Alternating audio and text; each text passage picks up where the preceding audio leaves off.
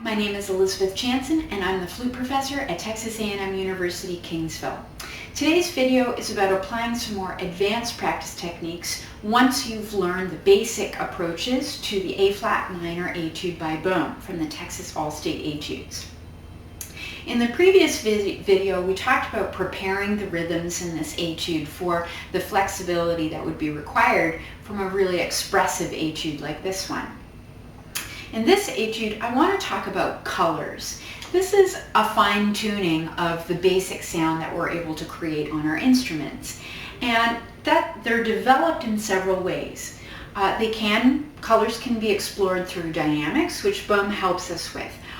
We have three general sections in this etude for the competition. The opening section is mostly soft. The middle section, starting at bar 9, the sonore, is louder, more, maybe not aggressive, but more intense. And then the third section is the major section, starting at 29. And here I think of it as being very bright and exciting. We've arrived when we reach that section. And all of those dynamics, and in the major section, even the range of the instrument, are helping us to create colors that reflect those moods. But we can enhance those colors using our vibrato. So for example, in the opening section, we have a soft dynamic. We have mostly mid to low range, a little bit of third register.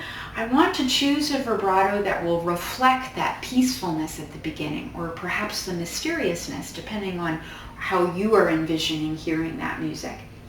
And so I'm going to look for a vibrato that's medium in speed, but very, very shallow, very hidden inside the sound.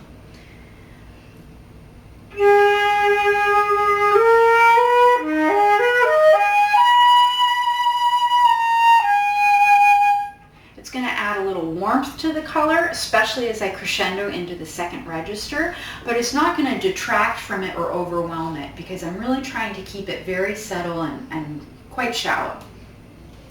However, in contrast to that, in the sonore section, I'm free to become a little bit more intense with my vibrato. And if you think of it as waves, like the kinds of waves you might see in physics class, or even if you just go to the sea, if you think of more intensity in those waves, they're going to have more depth to them. So I'm going to add depth to my vibrato, but I'm also going to add some intensification in the speed itself.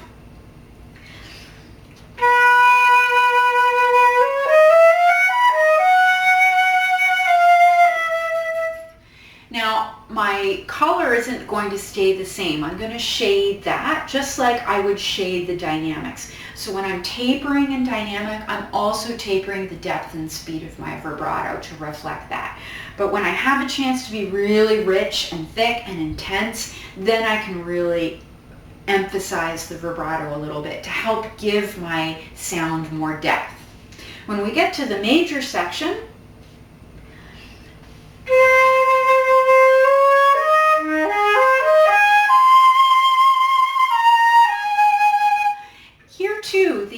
the vibrato is going to want to lend intensity to this, but it's a different kind of intensity.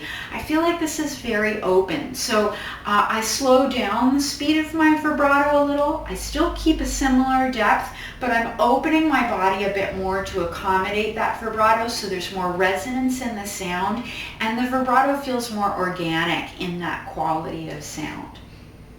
Now, all of these vibrato depths and speeds take some practice, and there are a number of vibrato exercises, even just starting with breath accents on long tones, that can help you develop the ability to fine-tune your vibrato in these ways. And I think for this etude in particular, that's time well spent, because it will really reflect some serious, mature thought on your part as to how to shape this etude and give it as much beauty as possible. Good luck.